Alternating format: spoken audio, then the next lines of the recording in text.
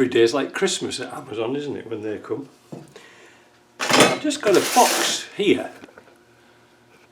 I ordered yesterday and I hope it's what it is, so we'll open it as an unboxing. But if it is what I think it is, it's something I've been wanting for a long time. Yeah, it's a piece of paper. This thing here. What on earth is it, Mike? What the hell have you got now?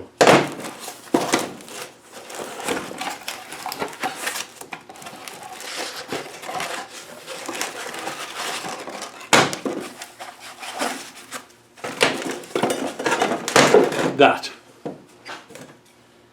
What's that? For crying out loud, no, what junk have you bought now? Well, I'll show you. I'll give you an instruction because you've probably seen already. I've got to make some turbo pipes for my project, my Isuzu project. And one of the most important things you've got to do when you're making your own pipes up that's under pressure, like water pipes, you know, for your coolant, if you're going to move pipes across, is put a bead on the end here. Because when you put your clamp on a parallel pipe, the clamp can actually push off. So when you put your clamp on, it comes against this shoulder here and you won't lose pipes. I always thought these things were all electric and, you know, do all fancy things. But I just typed into Amazon search for this little thing here. So what we're going to do is, we're going to set it up. You can see the size of pipe it will go down to. And how it works is this cramps in. So we'll get some different types of pipe and see if it works. Let me get set up and see what it does. Right, so here we are. I've got myself a piece of pipe. I've put it through the wire brush and brushed off all the rough edges. Put it in. Clamp it down. Turn the handle. Oop. Just keep turning it. I didn't cut this pipe very straight, I must admit, I was rushing a bit. And this is steel pipe, so I imagine on aluminium pipe it must be absolutely magnificent. There we go. Perfect! Look at that! Oops! I never get this right after all them years. Look at that! That is something I've been looking for years. So that means that I could probably make my own intercooler pipes, because I've got stacks of steel pipe, and I've also got stacks of bends and things like that. Yeah, simple little tool. $57 Canadian, including shipping and, you know, from Amazon and where else. But no, that was really good. Oh man, I'm going to try a different size pipe on that. I've got some copper pipe here. See what we'll do for copper pipe. It should be a lot easier because it's softer.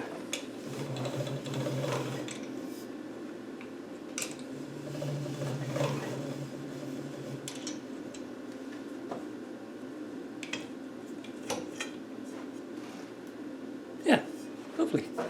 So, it's like a lot of things. You can use copper piping for extended heater pipes instead of relying on, you know, like rubber hoses, because we can bend copper easy. I know it's a bit heavy, but at least it's going to last. Well, that's that. Now, I thought we'll take a little run across to the Land Rover and show you my new thoughts. Some people were wondering why I was posting videos at 3 o'clock this morning, because I couldn't get to sleep. I went to bed at 9 o'clock, but I couldn't get to sleep thinking about this project here in pipes, because I spent most of the evening on eBay looking at pipes, because I'm going to do this a full 3-inch system. And yesterday I came up with this idea of getting a 175-degree bend. That's out now. That's all gone. Because I'm going to post a picture here from eBay, and we could buy that kit for 133 Canadian.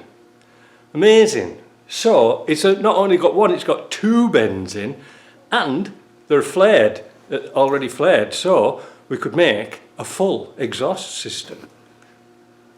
Wow, tell me more. Clamp round here, come round, and it's 8 inches between centres.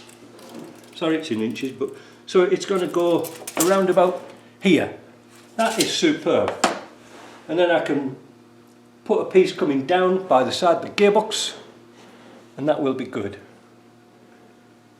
I couldn't believe it. I was looking on eBay Canada for a similar pipe, just one U-bend out of 3-inch pipe. They wanted $99 in stainless steel. The full kit there was like 130. Doesn't make any sense, does it? So I might as well do the whole exhaust. And I've got some plans what to do with it. Because this one, 2 years old, Brit part, rotten as a pear. I'm sick of buying these crappy exhausts, so it's about time I made my own. Let's have a look where it's going to come out. The rear silencer on this has broken where it goes on the over axle pipe. Oh, horrible things, aren't they? Always get covered in muck and rubbish. So I'm going to bring, because this is a 130, I've got bags of room to put a silencer under there. On a silencer, stainless steel silencer, $100 in 3-inch, like a resonator box, so it's like straight through. So that should be good. And I'll bring it out of here. I'll bring the pipe out here. Don't go over the axle, just bring it right out next to the chassis and bring it out here. Now, that would work, wouldn't it? I can't see that being illegal. I mean, it's the same difference. Yeah, no, I think I'll do that. I'll buy that kit. We'll make a silencer. Because that might be our answer to TDI problems. If we can buy a kit and make one up, and 3-inch is going to be great size. You know, there's going to be some nice smooth bends. Like especially somebody said it might be a bit restrictive coming out of that 135 bend, and I could agree with that. But again, I haven't seen one, so I don't know what the hell I'm talking about. But a nice U-bend on 8-inch centres should be working great. Yeah, I think we'll try that.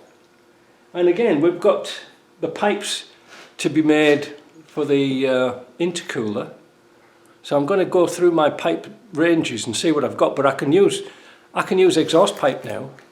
And I think what I might do is just as a few silly things is try to bend some exhaust pipe, because I've got some bits of pipe. I think I might be lying, but if I've got some bits of pipe, I might fill them full of sand, cap them off, and see if we can bend them in my pipe bender.